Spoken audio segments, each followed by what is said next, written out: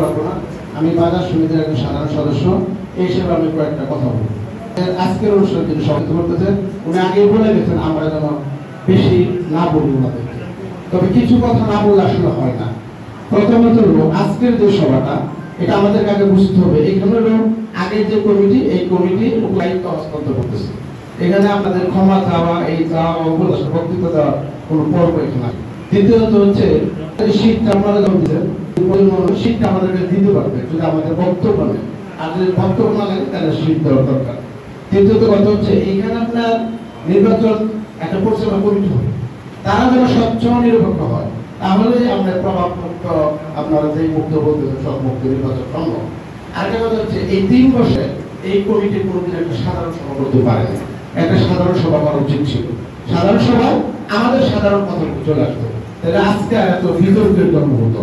তৃতীয়ত হচ্ছে আপনারা কাজ করেছেন, আসলে এই 3 বছরে অনেক চড়াইউতরা পেরিয়ে বাজারটা একটা অন্যরকম, এখানে কষ্টদায়ক, কিন্তু তারপর বিভিন্ন প্রেক্ষাপটে কাজ করতেছে, তার কাজও করছে। আমরা তাদেরকে সাধুবাদ জানাই, ধন্যবাদ জানাই যতটা আয়োজন করেছে, কিন্তু তাদের কিছু ভুল ত্রুটি ছিল বা যে সমস্ত মানে সমস্যাগুলো ছিল এগুলো অনেকের সাথে সমাধান করে যদি সাধারণ সভা করতো সমস্যাগুলি সমাধান হয়ে যেত। কারণ আমাদের সভাপতি অনুপস্থিত, আমাদের কেশিয়ার মারা গেছে, তাহলে এখানে 2টা গ্যাপ আছে। কারণ এইগুলি সবকিছু মিলে আর বাজার সমিতির যে সমস্ত সদস্যরা নিয়মিত টাকা দিচ্ছে, আবার অনেকে টাকা দিচ্ছে না, এইটার একটা কারণ হচ্ছে যে সভা না হওয়ার কারণ। আমার সন্তান আমি দিচ্ছে এখানে মাসি, এই সন্তানটা দিচ্ছে না কেন? আসলে কাদের কাছে দিচ্ছি, কবে মিটিং হবে, অনিশ্চিত, এই জন্য হয়। আর আমি একটু দিক নির্দেশনা দিতে চাই আমার দৃষ্টিতে যে সমস্যাগুলো আছে বাজার সমিতির। প্রথমত হচ্ছে আমরা এর আগে ইতিপূর্বে এই উপদেষ্টাদের নিয়ে আমরা একটা সীমানা নির্ধারণ করছিলাম যে এই এরিয়ার ভিতরের লোকগুলি বাজার সমিতির সদস্য হতে পারবে। সেই সীমানা নির্ধারণ করা ঠিক আছে কিনা, ঠিক থাকলে তাদেরকে ভোটার করা হয়েছে। দ্বিতীয় হচ্ছে ভোটার তালিকা, একটা 10টা ভোটার তালিকা আমরা পাবো, আমাদেরকে বলা হয়েছে 1500 ভোটার, আমাদের 3000 সদস্য। এই ভোটার তালিকা আমাদের কাছে যে অভিযোগগুলো এসেছে সেগুলো হচ্ছে ব্যক্তিগতভাবে ভোটার করা হয়েছে। যেমন আমি একজন বাজারের দোকানদার, আমি ভোটার হয়েছি, দেখা গেছে আমার পরিবার থেকে ভাই বা অন্যদের আমি নির্বাচন করবো, 5 জন 7 জনকে ভোটার করা হয়েছে। এই ভোটার তালিকাটা নিরপেক্ষ এবং সুস্থ হতে হবে।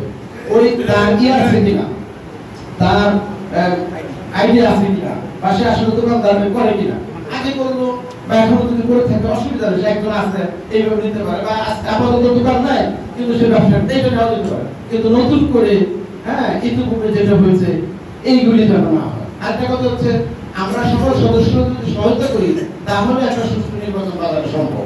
ইতিপূর্বে আপনারা পোস্টার ব্যানার দিয়ে বাজার চেয়ে ফেলেছেন, আসলে আমাদের এইখানে কার্যক্রমটা কিন্তু এখনো শুরু হয়নি। আপনারা দোয়া চাইছেন ঠিক আছে, কিন্তু এখানে আমাদের যে কার্যক্রমটা, মূলত যে কার্যক্রমটা, এখানে সরকারি দপ্তরে কিন্তু 3 জন কর্মকর্তা আছে, আমাদের বাজার সমিতির 5 জন কর্মকর্তা আছে, বা 7 জন মিলে আমরা একটা কমিটি গঠন করছি।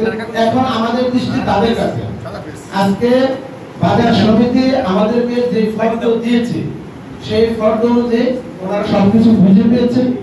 এখানে হিসাব কিতাব যা হয়েছে, যেহেতু ব্যাংকে আছে আমরা হিসাবে দিয়ে যাবো না, কিন্তু যে জিনিসগুলি আগামী নির্বাচন করার জন্য, অর্থাৎ এখন যদি এই কমিটি সুষ্ঠু নির্বাচন, সুষ্ঠু ভোটার তালিকা, সুষ্ঠু হিসাব করে, তাহলে পরবর্তী যারা ক্ষমতা আসবে তারা কিন্তু কাজ করতে সহজ হবে।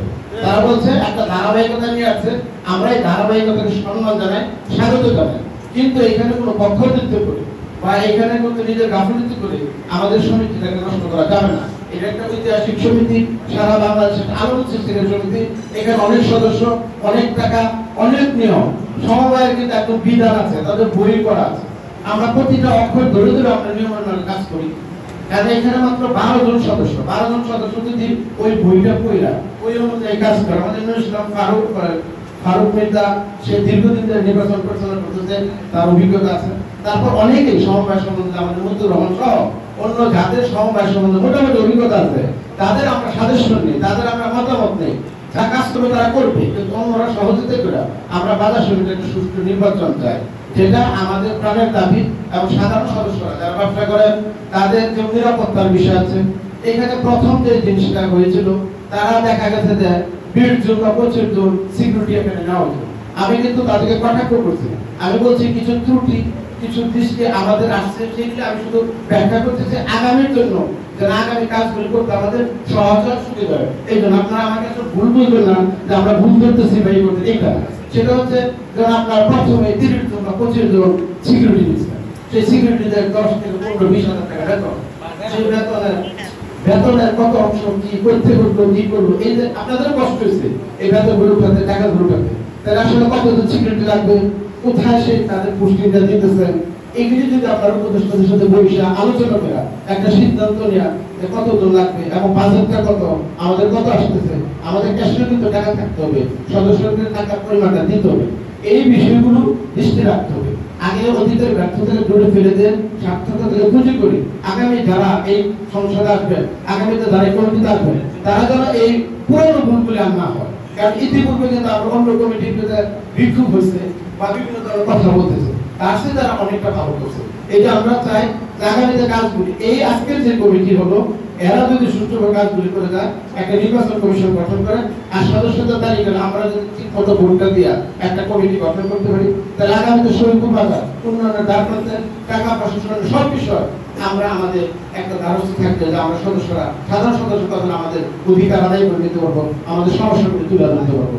আরেকটা বিষয় বলে আমি আমার বক্তব্য শেষ করবো, সেটা হচ্ছে ক্ষমতা পাওয়ার পর মানুষের কিন্তু পরিবর্তন হয়, সেটা বাজার সমিতি দিয়ে দেখা গেছে যে আমার শরীফপুর বাজারের যে রাস্তাটা, সড়কটা, এটা দখল হয়ে গেছে, কে নিচ্ছে? সভাপতি, কেশিয়া এবং লোকজন বসেছে, এই করছে, বা বিভিন্ন জায়গায় হাটে বাজারে বিভিন্ন জায়গায় বিভিন্ন লোকজন তাদেরকে বসেছে। আমি সত্যতা জানি না, যতটুকু আছে, যেহেতু আমি এলাকার সন্তান, এখানে তো বিভিন্ন থাকতে আমাদের কাছে সবসময় কিন্তু অভিযোগগুলো আসে, ভালো কাজগুলি কমে আসে, অভিযোগ আসে, আমরা তো সত্যতা মিলেছে। এই জন্য আমরা মনে করি একটা সহনশীলতা, আমি দিব একটা গরিব মানুষ দুপুর বসা দিব, সেখান থেকে যদি 30,000 টাকা সুবিধা এককভাবে গ্রহণ করি একদম হিসাবে। এখন হচ্ছে এই বিষয়গুলো দৃষ্টি রেখা আগামীতে যারা আসবেন, যারা নির্বাচন এখন করতেছেন, সৎ এবং স্বচ্ছতার ভিত্তিতে আসেন, তাহলে আগামী প্রজন্মের কাছে আমরা একটু উপহার দিয়ে যেতে পারবো, একটা আদর্শ নিদর্শন। আমরা শাহিদুদ্দিন সাহেবকে অনেক কষ্ট করে যেভাবে হোক একটা আদর্শের প্রতীক হিসেবে দাঁড় করেছি। আমরা মনে করি তার এই নীতি আদর্শের আলোকে আগামী কমিটিটা হবে, আগামী নির্বাচন হবে, আগামীতে আমরা সেই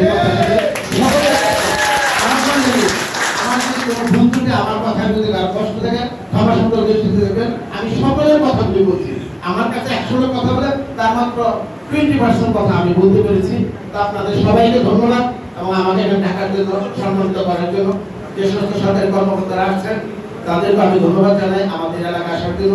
আমি সকলের কাছে আমার দোয়া চাই, আপনাদের দোয়া করি, ভালো থাকেন, সুস্থ থাকেন, সুন্দর থাকেন। আসসালামু আলাইকুম ওয়া রাহমাতুল্লাহি ওয়া বারাকাতুহু।